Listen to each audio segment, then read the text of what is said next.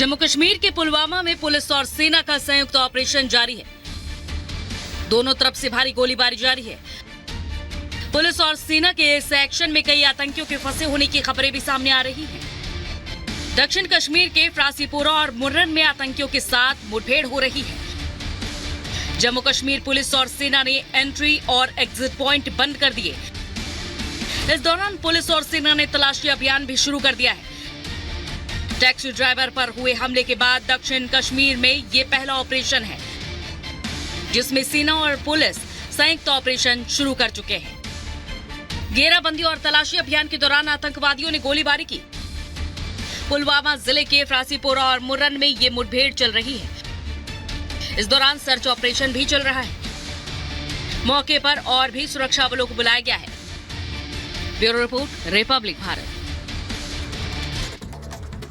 और हमारे सहयोगी अहरावत हमारे साथ जुड़ चुके हैं, रुक लेते हैं उनका। अहरावत, क्या कुछ अपडेट? लगातार सेना और पुलिस का ये संयुक्त ऑपरेशन जारी है।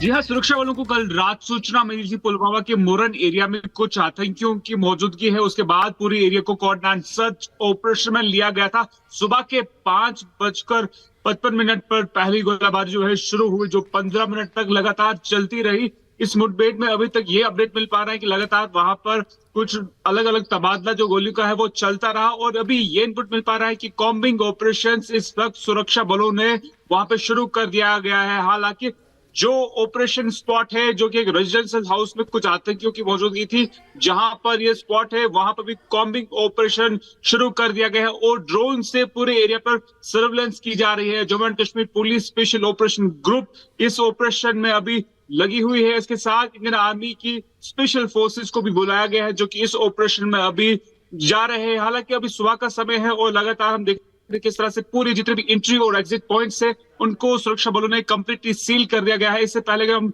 कुछ दिन पहले की शोपियन की बात करें, जहां पे एक नॉन लोकल टैक्सी ड्राइवर को आतंकियों ने अपना निशाना बनाया था, उसके बाद समय है ये ऑपरेशन शुरू कर दिया गया है। जानकारी दे रहे हैं आप, बहुत बहुत शुक्रिया अहरावत तमाम जानकारी के लिए। और इस बीच एक और बड़ी खबर सामने आ रही है। दरअसल दिल्ली के निजी सचिव यानी कि सीएम केजरीवाल को हटा दिया गया है। विजिलेंस टीम ने यह बड़ी कार्रवाई करते हुए विभव कुमार, जो कि केजरीवाल के निजी सचिव थे, उन्हें पद से हटा दिया गया है।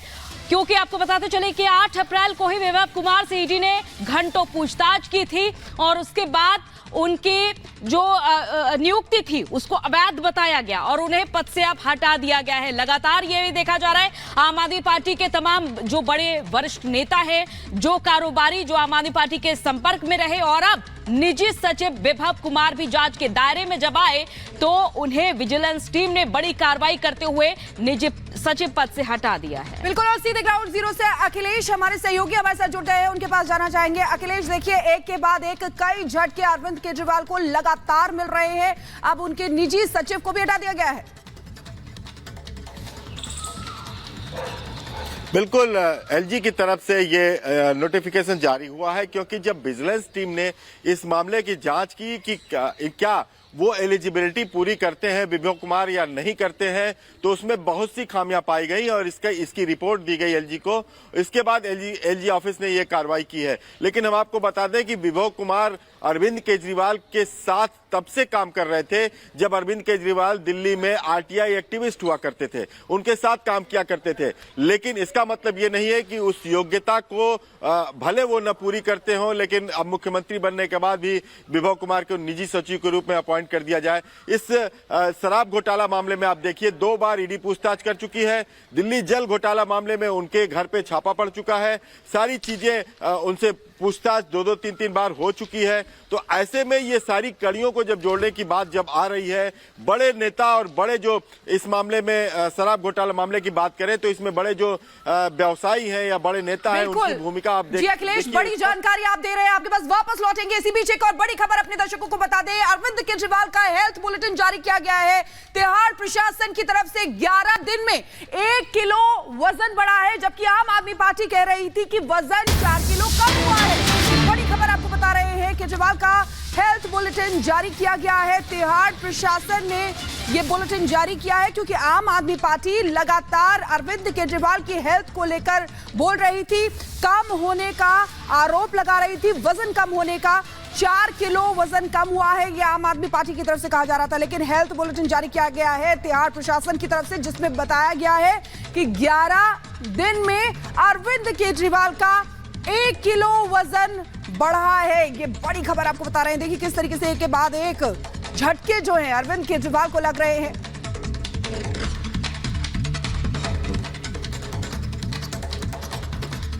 तो देखिए, दिल्ली की तिहाड़ जेल में बंद मुख्यमंत्री अरविंद केजरीवाल के वजन को लेकर अब सियासत शुरू हो गई है, जहां आम आदमी पार्टी ने आरोप लगाया था कि केजरीवाल की सेहत को लेकर खिलवाड़ किया जा रहा है। और इसी बीच जेल प्रशासन ने केजरीवाल को लेकर हेल्थ बुलेटिन जारी कर दिया है।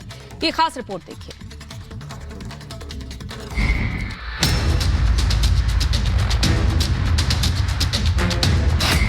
केजरीवाल का वजन, किसे नफा किसे नुकसान, वजन कम या ज्यादा, मेडिकल रिपोर्ट में खुलासा। दिल्ली के तिहाड़ जेल में बंद मुख्यमंत्री अरविंद केजरीवाल की सेहत सुर्खियों में है। मुख्यमंत्री अरविंद केजरीवाल को ईडी ने शराब घोटाले मामले में मनी लॉन्ड्रिंग केस में 21 मार्च को गिरफ्तार किया था। उसके बाद 10 दिन तक उनसे पूछताछ की गई। बाद में ट्रायल कोर्ट ने 1 अप्रैल को केजरीवाल को 15 दिन की न्यायिक हिरासत में तिहाड़ जेल भेज दिया। केजरीवाल तिहाड़ जेल में पिछले 11 दिनों से बंद है। सीएम केजरीवाल की जेल जाते ही आम आदमी पार्टी ने आरोपों की बौछार कर दी। दिल्ली सरकार में मंत्री आतिशी ने 3 अप्रैल को सोशल मीडिया पर केजरीवाल की सेहत का हवाला देते हुए बीजेपी को आड़े हाथ लिया और कहा कि Arvind Kejriwal severe diabetic patient हैं और उनका वजन करीब 4.5 किलो कम हो गया है, जो उनकी सेहत से खिलवाड़ है। एक बार उनका शुगर लेवल 46 तक पहुंच गया, जो किसी भी व्यक्ति के लिए जानलेवा साबित हो सकता है। अरविंद केजरीवाल जी का पिछले 12 दिन में 4.5 किलो वजन घट गया है। एक डायबिटीज का पेशेंट होते हुए इतने कम समय में इतना ज्यादा वजन घटना कई प्रकार की कॉम्प्लिकेशंस पैदा कर सकता है।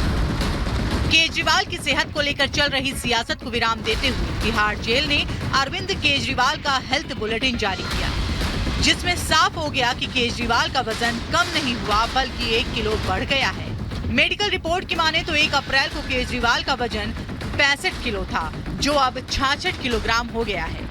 बीजेपी नेता रामवीर सिंह विधूड़ी ने आम आदमी पार्टी पर जमकर निशाना साधा और कहा कि आम आदमी पार्टी बीजेपी को बदनाम करने की कोशिश कर रही है। जेल के नियम अनुमति नहीं देते हैं कि अरविंद केजरीवाल जेल से सरकार चला सके, तो अरविंद केजरीवाल को आज नहीं तो कल त्यागपत्र देना होगा, नहीं तो कानून अपना काम करेगा। शराब घोटाले से जुड़े मनी लॉन्ड्रिंग मामले में ईडी की गिरफ्तारी को चुनौती देने वाली अरविंद केजरीवाल की याचिका को दिल्ली हाई कोर्ट ने खारिज कर दिया है। अदालत के सामने केजरीवाल का तर्क था कि जानबूझकर लोकसभा चुनाव से पहले गिरफ्तारी की गई है। हाई कोर्ट से राहत न मिलने के बाद केजरीवाल ने सुप्रीम कोर्ट का रुख किया है, लेकिन सुप्रीम कोर्ट का क्या फैसला रहता है ये तो 15 अप्रैल को ही पता चलेगा। Bureau report, Republic Bharat. और सीधे जतिन का रुख करेंगे, हमारे सहयोगी हमारे साथ जुड़े हुए हैं। जतिन, देखिए किस तरीके से आम आदमी पार्टी लगातार प्रदर्शन कर रही है, उपवास कर रही थी गिरफ्तारी के खिलाफ, लेकिन यहां पर तो हेल्थ बुलेटिन जारी होने के बाद एक बार फिर से उनके आरोप गलत ही साबित हो रहे हैं। आज बिल्कुल देखिए, अरविंद केजरीवाल जब 1 तारीख को तिहाड़ जेल पहुंचे थे तो उनका जब बेसिक चेकअप किया गया उसमें उनका वेट तकरीबन 65 किलो था, लेकिन 7 तारीख को जब दोबारा से रूटीन चेकअप किया गया तो उनका वजन तकरीबन 66 केजी हो गया। तो ये बात तो बिल्कुल साफ है कि अरविंद केजरीवाल का वजन तिहाड़ जेल के अंदर बढ़ा है।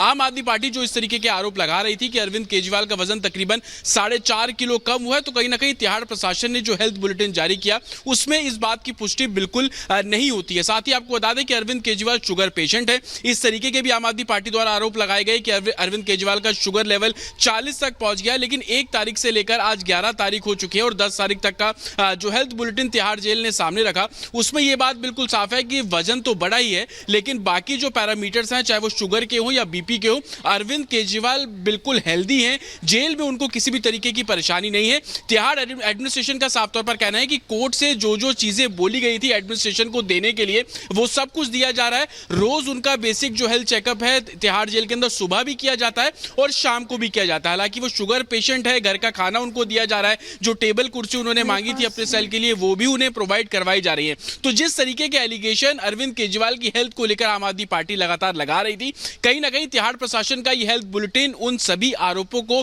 बेबुनियाद बताता हुआ नजर आ रहा है। और तिहाड़ प्रशासन का यह कहना है कि जब से अरविंद केजरीवाल जेल में पहुंचे हैं तो उनको किसी भी तरीके की परेशानी नहीं है। हालांकि जेल मैनुअल का उनको पालन करना होगा और तमाम जो डायरेक्शंस है वो जेल के अंदर दी गई हैं। आपको यह भी बता दें कि परसों अरविंद केजरीवाल की जो पत्नी है सुनीता केजरीवाल, वो भी अरविंद केजरीवाल से मिली थी। कल आम आदमी पार्टी ने एक प्रेस कॉन्फ्रेंस भी की और बताया कि वो लगातार अपनी पत्नी के जरिए पार्टी से जुड़ी बातें जो हैं वो पब्लिकली कर रहे हैं और किस तरीके से पार्टी को आगे मूवमेंट करना है वो तमाम चीजें अरविंद केजरीवाल जेल के जरिए बताते हुए नजर आ रहे हैं। बिल्कुल जतिन, बड़ी बात आप यहां पर कह रहे हैं, आपके पास वापस लौटेंगे। इसी बीच अपने दर्शकों को बता दें कि किस तरीके से समाजवादी पार्टी के मुखिया अखिलेश यादव और आजम खान के बीच में तल्खी जो है वो बढ़ती जा रही है। टिकटों के बंटवारे की दावेदारी को लेकर, टिकटों की दावेदारी को लेकर दोनों के बीच में जो तनातनी शुरू हुई थी वो कम होने का नाम नहीं ले रही है। एक रिपोर्ट आपको इसी से जुड़ी दिखाते हैं।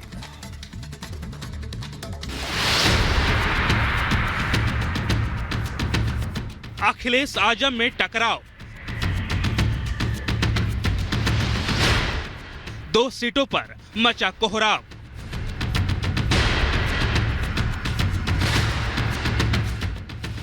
रामपुर मुरादाबाद पर छिड़ा संग्राम।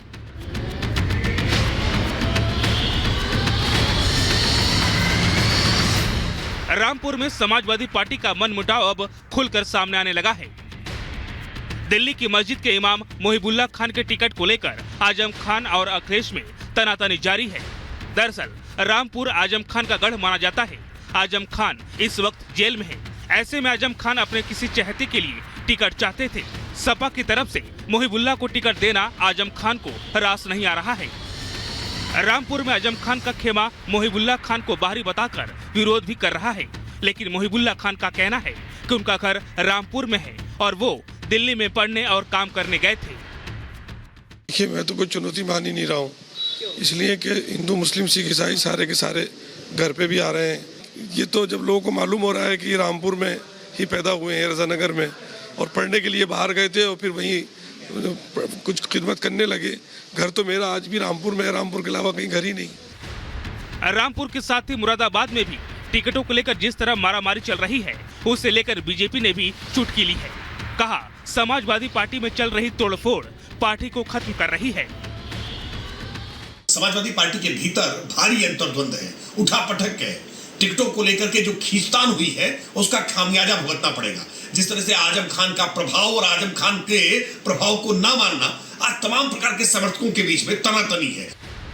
हालांकि दोनों के झगड़े में सियासी नुकसान समाजवादी पार्टी का होना तय है, क्योंकि इन दोनों सीटों पर कौन किसे जिताएगा और कौन किसे हराएगा ये कहना मुश्किल है। Bureau report, Republic Bharat. और हमारे सहयोगी अजय हमारे साथ जुड़ चुके हैं, रुका लेते हैं उनका। अजय, महज 8 दिन बचे हैं, जहां ये तय हो जाता है कि चुनाव प्रचार कैसे करना है, वहां समाजवादी पार्टी यही नहीं तय कर पा रही है कि टिकट किसे देना है। बिल्कुल, एक तरफ बीजेपी गियर लगाकर प्रचार में लगी हुई है, रामपुर अलग अलग हिस्सों में प्रचार कर रही है। समाजवादी पार्टी में टिकट को लेकर हमने देखा कि किस तरह की कला रही, रामपुर को लेकर, मुरादाबाद को लेकर। अब ऐसी स्थिति में आजम खान के जो समर्थक हैं उनके वोटों का बिखराव दिखाई दे रहा है। उनके समर्थकों की तरफ से जो नाम है, फाइनल नाम के पहले ही आ गया था कि चुनावों का बहिष्कार होगा, लेकिन अभी की स्थिति में क्योंकि मुरादाबाद में जो कुछ हुआ, क्योंकि रामपुर में जो कुछ हुआ, उसके बाद तमाम जो आजम खान के समर्थक है वो दिखाई दे रहे हैं कि उनमें बातचीत है। उनमें कुछ जो समर्थक है वो जो बसपा के उम्मीदवार है, युवा उम्मीदवार है, उनके पक्ष में जाते हुए भी दिखाई दे रहे हैं। तो निश्चित ही आजम खान क्योंकि खुद जेल में है और लगातार इनके जो उनकी राजनीतिक भविष्य है, जो उनके वोटर्स हैं, उनके भविष्य की जो तमाम बातचीत है, लगातार बिखराव दिख रहा है। बीजेपी भी दावा कर रही है कि आजम खान के समर्थकों का एक चंक उसको भी मिलने वाला है, एक हिस्से का वोट उसको भी मिलने वाला है। तो ये बड़ा